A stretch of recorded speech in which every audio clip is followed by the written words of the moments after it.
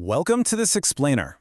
Today, we're demystifying a super common yet honestly pretty daunting poultry condition and empowering you to keep your flock happy and healthy.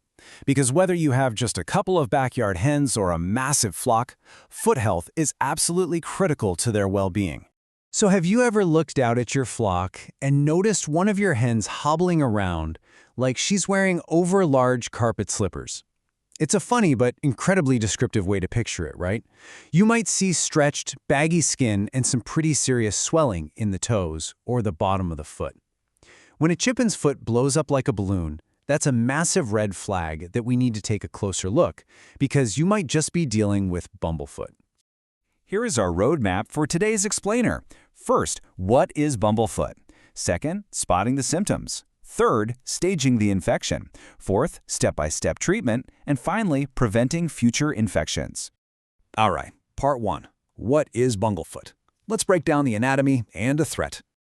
It's actually kind of incredible when you think about it. A chicken's foot contains 16 tiny bones.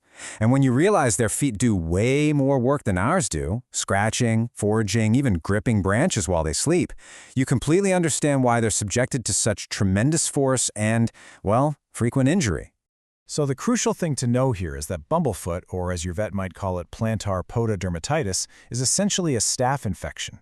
It kicks off when Staphylococcus aureus bacteria sneaks into the skin through a tiny scratch. Maybe it's a cut from a sharp stone or a splintered roost. Once inside that dirty, encrusted little area, the bacteria sets up a cozy, moist home and triggers a massive inflammatory response, which eventually leads to a hard pocket of pus.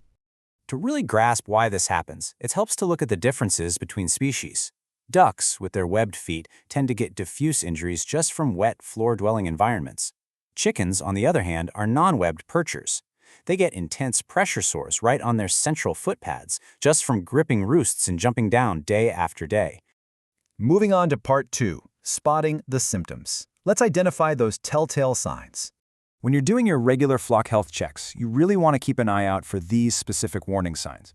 It usually starts super subtly, maybe just a slight limp, an awkward landing, or a hen sitting around way more than usual. If you scoop her up, you might actually feel redness and localized heat on the foot. But the absolute cardinal sign, the one that confirms you've got a problem for sure, is a distinct, hard, black or brown scab right smack on the sole of her foot. Part three, staging the infection. Let's categorize the severity. Bumblefoot progresses in 3 primary stages. In stage 1, you're usually just looking at a pink or red raw spot, no scab yet. Honestly, you can often fix this simply by washing it and tweaking their bedding. But if you let it go untreated, it can rocket to stage 3.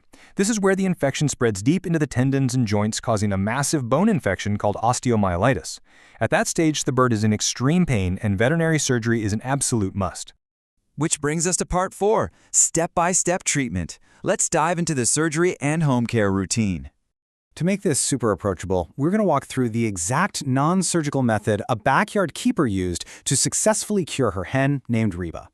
Reba's owner noticed some dirt caked onto the bottom of her feet, which, after a closer look, turned out to be Bumblefoot. Let's see exactly how she handled it. Here's the 4-step home care routine. First, you'll want to securely wrap your hen in a towel, covering her head. This keeps her calm and in the dark. Then, soak the foot in warm water and Epsom salt for about 10 to 15 minutes to really soften up that skin. Second, gently extract the dead tissue plug. Third, flush that deep hole left behind with chlorhexidine or a sterile saline solution.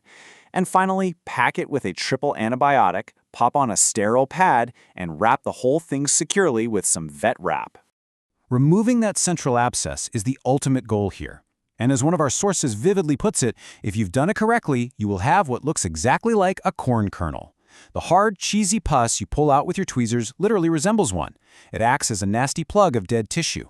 Getting that entire plug out is absolutely essential. If you don't, the infection is just going to seal right back up and keep growing.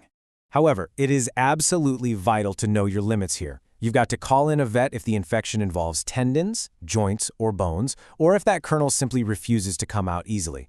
Remember, chickens are prey animals, they hide their pain incredibly well, and they actually tolerate anesthesia poorly. If the infection requires surgical debridement, meaning physically cutting out the infected matter, always seek a professional who can provide proper pain management. And finally, part 5, preventing future infections. let's look at some husbandry tips for a healthy flock. Prevention really boils down to good daily husbandry. First off, swap out any wet, soiled bedding for dry, draining materials like sand, which is a lot less hospitable to bacteria.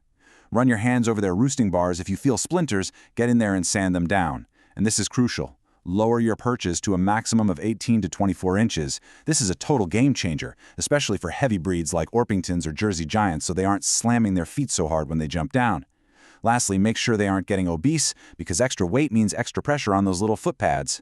I want to leave you with a really reassuring quote from one of our sources. If you're feeling guilty over your chickens having bumblefoot, please don't. Seriously, if you find a black scab on your hen's foot, don't beat yourself up. Do your best, keep their environment clean, and remember that occasional injuries are just a natural part of a busy foraging chicken's life. Armed with all this knowledge, I challenge you to head out to your coop tonight. Wait until they're roosting and ask yourself, when was the last time I truly inspected my flock's feet? We've seen how a tiny scratch can blow up into a severe bone infection, and how something as simple as changing a perch height can prevent it completely.